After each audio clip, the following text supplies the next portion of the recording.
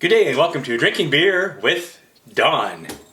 Yes, if you're just tuning in, I am working through the Cascadia Beer Advent Calendar that the friends at the Cascadia in the News Bay put together with me. And so every day I have a beer, every day in December, and today is the 17th. So I'm going to work through 4 beers starting tonight. Wearing the red shirt. My eyes are a little red because I just came out of a long session in a local pool. I'm working towards my assistant instructor for scuba diving. I'm already dive master. I thought this would be fun, but it was work tonight, let me tell you. Anyway, enough of that. Let's talk about beer. So today's beer is going to be fun. It's from Souk Oceanside Brewery. Out of, well, you guessed it, Souk. Souk has 3 breweries in it. And it's pretty cool. They definitely are a beer town. And the beer tonight is called Bear Beach. It's a Baltic Porter. And this is the fun part. 8% alcohol by volume, 30 IBU. And this could be an adventure. Now the notes on the can and the website say, Bear Beach is a rich, robust, and malty sweet. Ooh. Aromatics of chocolate, dried fruit, molasses burst from the nose. Brewed using our house lager yeast, and then an extended cold conditioning period leaves this beer being remarkably smooth. Okay, well, I'll be the judge of that. Let's give it a shot. 8%, huh? Now it's almost 11 o'clock at night. This is probably not the wisest thing to do. I didn't want to drink this before I was in the pool. And I'm sure you can appreciate that was a wise thing to do. Nice pour. Look at that. Definitely dark like a porter, because it is. There's an interesting aroma to it. I get fruit. I do get fruit. It's a fruity. You know what? And something I thought of something sweet. And since it says molasses, I'll say, yeah, I can smell the molasses too. Yeah, cool. So Ken is not wrong. Of course, maybe power suggestion, but there we are. Let's try it.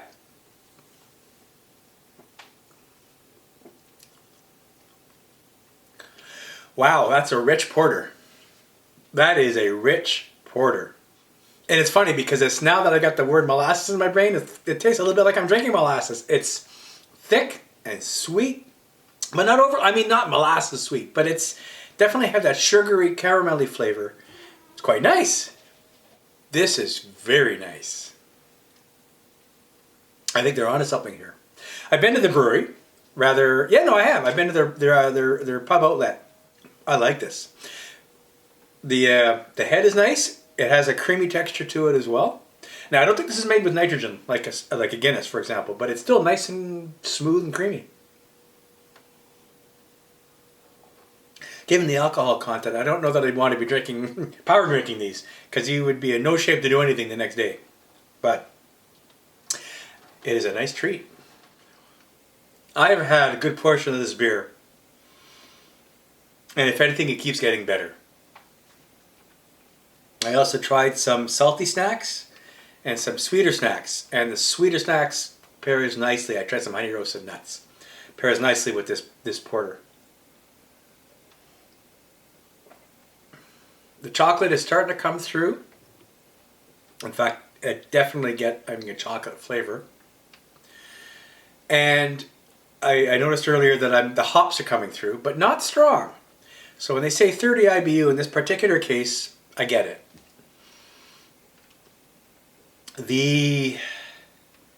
I back up what I said before. This is a great beer to try.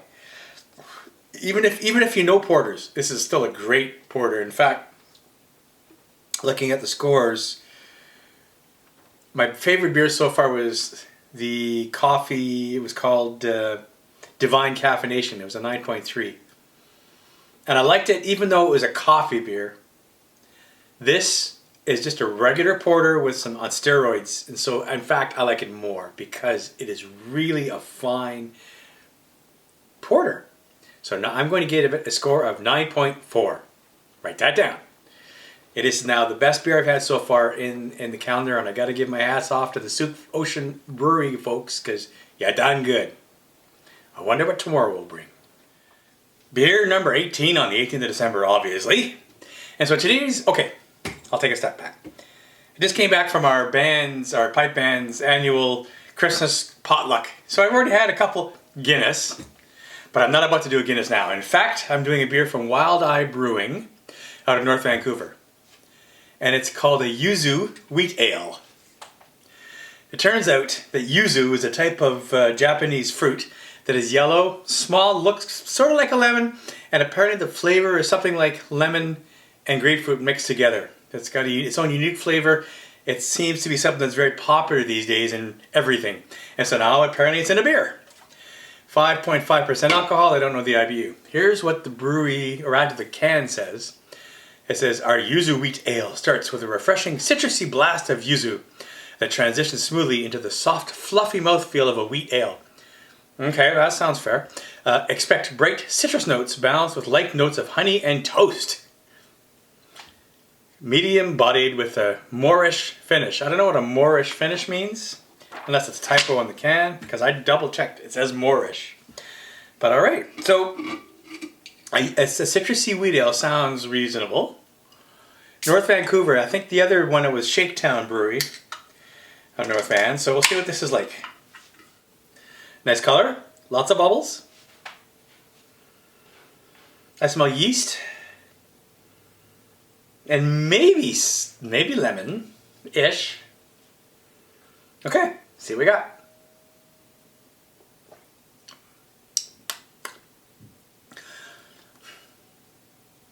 I'm not getting much of anything right now, except just a fizzy, bland beer. Maybe it'll take time.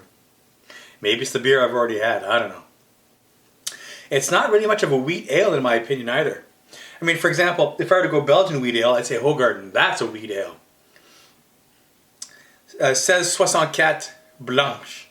It's a French wheat beer. It actually says 1664. Kronenbourg is a very nice beer.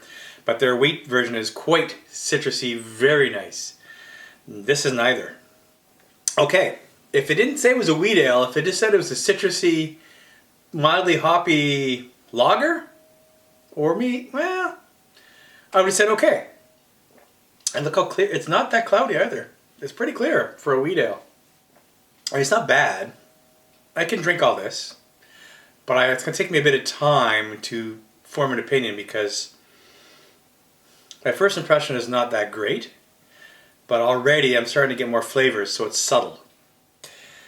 Alright, I've had to sip a fair bit, and I'm still trying to make up my mind.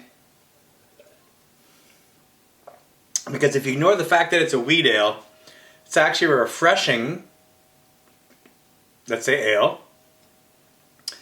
And I can taste it's very much this fruity, the citrus, but it's very pleasant. But it's still not what I think it should be as a wheat ale. Maybe I'm getting hung up on the word. So I had to look at the other scores and seeing where this pigeonholes. It's in the 7s range for sure. It's an okay beer. Initially I thought it would have been in 6s. But once I get over the fact that it's refreshing and it's not badly made, I'm going to give it a 7.6. There we are. 7.6. It's good. It's okay. It's okay. Pardon me. Beer number 19, December 19th. Today our beer is brought to you by A-Frame Brewing Company out of Squamish, British Columbia. Squamish is just up the road from Vancouver on the way to Whistler. Also a favorite stop for people that go skiing for having their favorite beer. So now this one we're going to have is called the Wolf Lake Fresh Hop Czech Lager. Here's a mouthful. A quick check on the website shows that all their beer, practically if not all of them, are named after a lake. So this one's named after Wolf Lake, but there's a whole bunch of them. 4% alcohol, 25 IBU. Here's what the can says. Wolf Lake Fresh Hop Lager is our version of a Czech Svetlepico brewed with the finest European malted barley and fresh selected whole cone Saz hops from Myrtle Meadows Farm in Penticton. Penticton is more towards the interior. After you go past Squamish, past Whistler, you end up in Penticton. So cool, it's definitely in the interior. Light in body with a rich, refreshing and hoppy finish. Vegan friendly. Okay, that last one surprises me a little bit because I thought all beer would be vegan friendly. I didn't know that was a marketing feature for beer. This makes me wonder, what crowd are we aiming at here? But I may be overthinking it. So let's just try the beer. Vegan friendly. First away sniff. It smells fresh, bit hoppy. If I close my eyes, I would say, yeah, it's probably a Pilsner or a lager.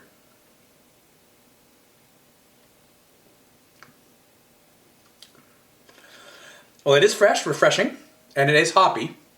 They're not wrong when they see a hoppy finish. Right after the first sip, I get a whack of hops. It's light. It's quaffable. It's an okay beer.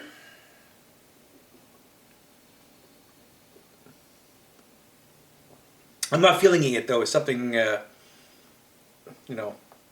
home run. I've had Czech Pilsners, I've had Czech beers that are very good. This does remind me though of something you would get from like a Czech Pils, for sure. It's it's fairly light. This may be a little more hoppy than the others ones you'd get, but it's not bad. Nice color. Oh, it says unfiltered somewhere. I read unfiltered. Maybe it was on the can. So, and you can see that it is a little cloudy, well, it's fine. Unfiltered is something that seems to be more popular these days. It means you're not over-processing the beer. The more I drink it, the less I like it. I didn't really like it that much to begin with. Now I like it even less. You could probably tell where I'm going with this. Why don't I like it? I guess it's a little too hoppy, it's a little too gassy, because I've been burping like crazy.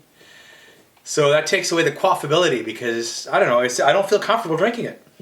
And the flavor is, meh. Sure, it's refreshing. Okay, yeah, it's light. But it's not something I'd reach out for. After one of these, I would probably finish it with difficulty, but I wouldn't want another. So, those who know me know that it's not even going to be a 7. Oh, this will be so far, the first score into the region of 6s. 6.8. It's not terrible, but I can't recommend it. Sorry guys, I'm sure A-Frame make neat beer. I must not be in the right mood. Maybe it's because I read vegan friendly, which threw me off, but I don't know. It's just, this beer is not for me.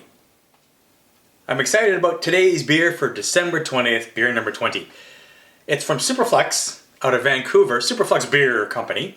And the beer is called a Montserrat, or Montserrat. Let's go Montserrat India Pale Ale, IPA. A little on the strong side, 6.5%. Doesn't have an IBU listing, but given that it's an IPA, probably on the higher side. And here's what the website says, because there's nothing on the can, almost nothing. It says Montserrat is an IPA dry hopped with a large dose of Eclipse, Galaxy, and Citra. Those are all hops.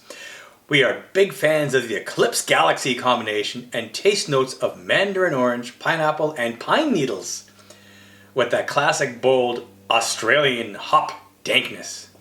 Okay, well that sounds interesting.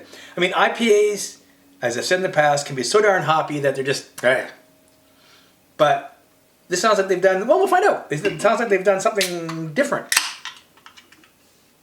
Let's give it a whirl.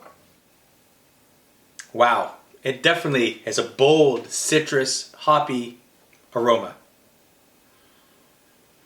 It smells very nice, actually. Okay, let's go in.